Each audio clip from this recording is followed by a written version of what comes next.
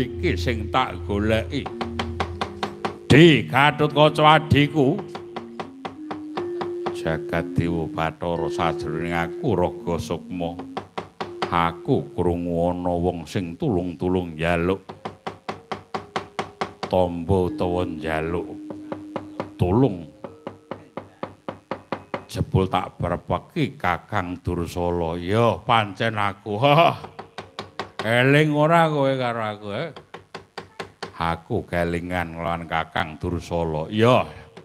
Nganti aku nandhang sengsara dumunung pangrantunan ki merga kowe sing mateni aku nganggo aji-ajimu sing pancen sekti mandraguna. Iki aku kudu ngrasake ana pangrantunan.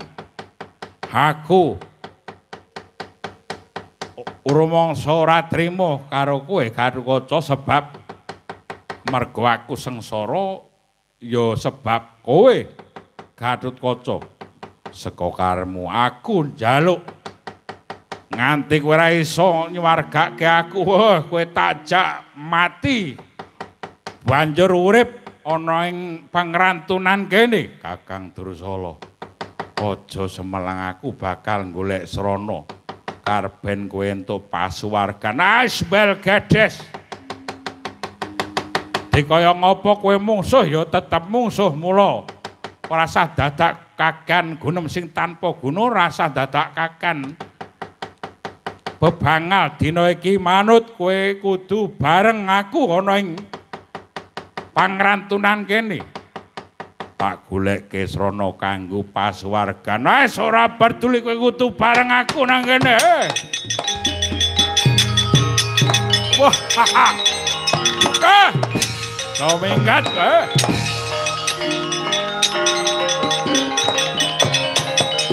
Guys! Wah! Wah! Wah! Wah! Wey! Kau Melayu.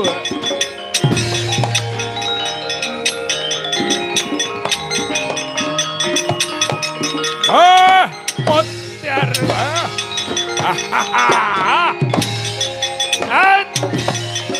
Wah! Wah!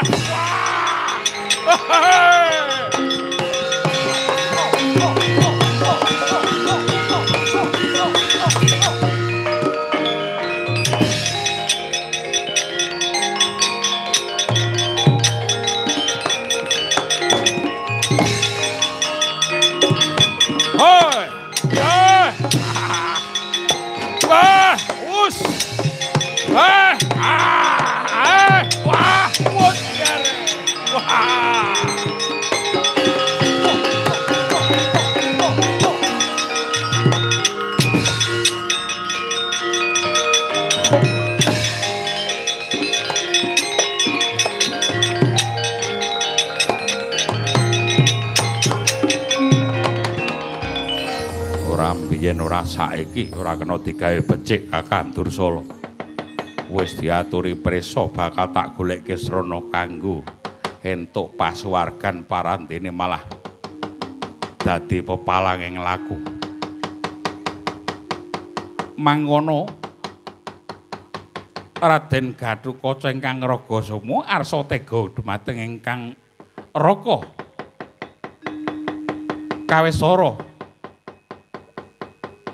Lampah Raden Gatotkaca sigra nampa sasmita saking Sang Resi Seta. Mangono madas marang dia, nggih Gatotkaca.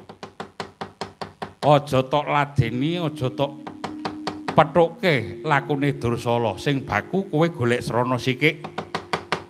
Nyuwuna marang pangawasaning dat kang amuring dat nyimpang dalan ora teges kalah ning kowe ngalah. Tumuju marang kamenangan Gatotkaca ngestuaken dawuh Kanjeng Hyang Wadal. Aku kudu nyimpang dalang bakune entuk srana kanggo golek pasuwarganmu Kakang.